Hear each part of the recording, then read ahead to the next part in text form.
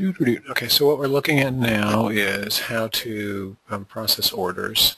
And these are all in the training sessions if you have any questions to follow up on those. The first thing, you go to the shopping cart, and then under your orders, list orders, and you'll see you've got your order that was just placed on there. So if we click on the order number here, we'll open up the order details. You can scroll down and see all of the products that were ordered and the cart total and everything like that. And you'll get some partial credit card information here for your order. In the email, you will receive an email as a store administrator that will have the remaining credit card information. So you would combine those two bits of information, and then when you process the order, run it to your merchant account. Okay. Let's say for some reason you don't get that email, your email account is down or something like that. You can also go to the print view icon here, click that up, and this is a copy of the email that you get as administrator. So you can scroll down and get the last of the card number here as well, and the expiration date. Okay, and this is a copy of that email that you get as administrator. So when you get an order, what you do usually again is open it up, and you can, once you process the order, you'd say, you can do something like say, "Thank you for your order.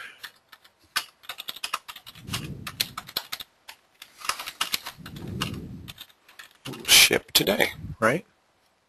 And if you want the customer to receive this message, you can change that and say, I want to confirm the day we got this order, and I'm going to send them this message. So I'm going to update the status, including this notification option with the comment. In doing that, the customer will receive that message from you as the store owner. Okay?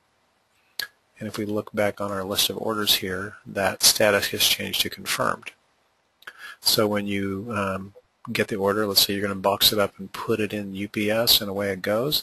You can also change that to shipped. If you want to at this point, you can send another note to the customer.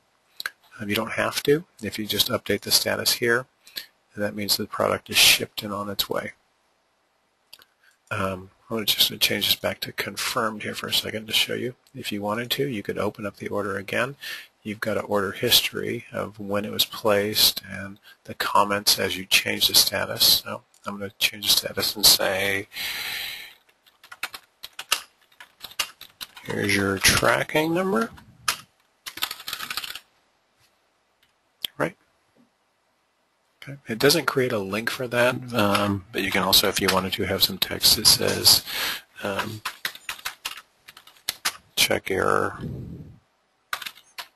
shipping online at," let's say ups.com, right, or whatever it is. You would just put your address in here, depending on who you're using as a shipper. And then if you notify customer again and update status, which means that it's shipped, they'll get that message. So if you want to set up where the email as store administrator goes to under the store edit store function here, you say that you can edit your store name and information, contact information. This email listing right here is where you would change. This is the email listed that the purchase order is sent to as store administrator. So if you change that there, it'll go to a different address. The one note on that is that you need to also set that account up to receive the email. Okay, and we'll go over that in a second. While we're here, the other thing I wanted to show you is the minimum order for your cart as well as the minimum order for free shipping. If you have a value placed in here like you do at $15 now, that means that a customer has to make at least a $15 order before they can purchase items. And the minimum shipping, anything over $25 will qualify them automatically for free shipping. Okay. The last thing I'll show you here is this. Right. I am recording. Your terms of service. If you scroll down even more, you want to put your terms of services in here. And I'm sorry, this is your description, your store description, and your terms of services are a little bit further down here. Okay. So you want to update that before you go to live. And then always remember to click Save when you make any changes. I'm going to click Cancel out of that right now. So the next thing is, let's say you've changed and created a new email account for your cart here. You want to make sure that you actually have that as an email account. That's just setting where it's getting emailed to. So you would log on to your control panel. In this case, you put your URL and then cPanel, and this is for your email administration.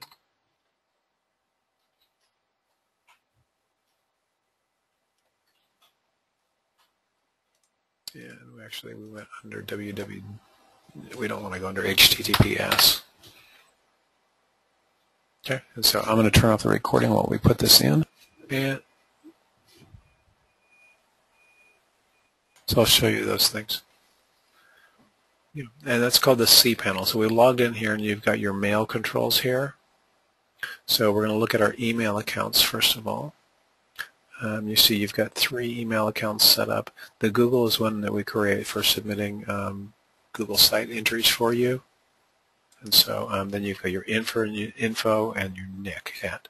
So if you wanted to create a new one here, you would go to the email accounts and then just set up a new one. We'll just call this test, and then you